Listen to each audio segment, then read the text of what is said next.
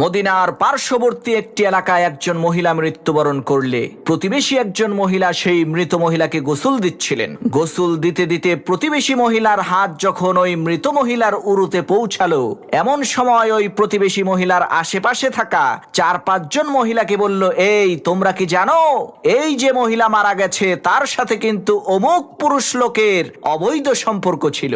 আল্লাহর কি কুদরত!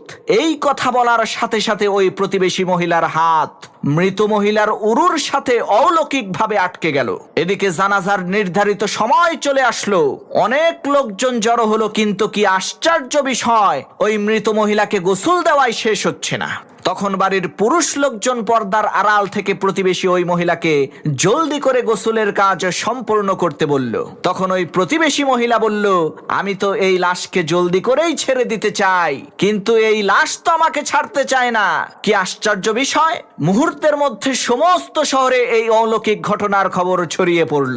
এদিকে দিন পেরিয়ে রাত হয়ে যাচ্ছে, রাত পেরিয়ে দিন হলো, কিন্তু এলাকার সমস্ত মহিলারা মিলে যৌথ অভিযান পরিচালনা করেও ওই মৃত মহিলার উরু থেকে প্রতিবেশী মহিলার হাতকে আলাদা করতে পারল না। তাই বাধ্য হয়ে ওলামা একরামের পরামর্শ চাওয়া হলো। তখন ওলামা একরাম বললেন, হয়তোবা এই প্রতিবেশী মহিলার হাত কেটে ফেলতে হবে, আর না হয় ওই মৃত মহিলার উরুর কিছু অংশ কেটে ফেলতে হবে, এছাড়া আর তো কোনো উপায় আমরা দেখতে পাচ্ছি না। তখন প্রতিবেশী মহিলার পরিবারের লোকজন বলল, আমরা আমাদের মহিলাকে ত্রুটিযুক্ত করতে চাই না।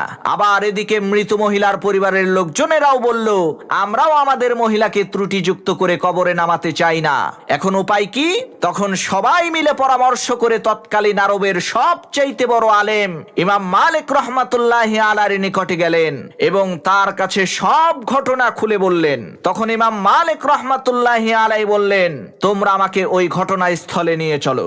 যথারীতি ইমাম মালিক রাহমাতুল্লাহি আলাইহি ঘটনাস্থলে পৌঁছে ওই প্রতিবেশী মহিলাকে জিজ্ঞেস করলেন, মারে, এই মহিলাকে গোসল দেওয়ার সময় তুমি কি কিছু বলেছিলে নাকি? তখন ওই প্রতিবেশী মহিলা বলল, জি হুজুর, আমি বলেছিলাম এই মহিলার সাথে অমুক পুরুষ লোকের অবৈধ সম্পর্ক ছিল।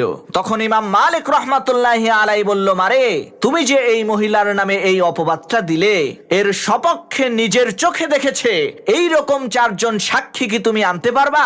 ওই মহিলা বলল, না হুজুর, তা তো আনতে পারবো না। তখন ইমাম মালিক রাহমাতুল্লাহি আলাইহি বলল, তাহলে এই মৃত মহিলা নিজে কি তোমার কাছে এই অপকর্মের কথা স্বীকার করেছিল?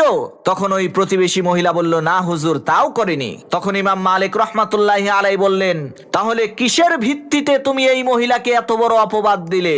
তখন ওই প্রতিবেশী মহিলা বলল, হুজুর, আমি এই মহিলাকে কলস নিয়ে অমুক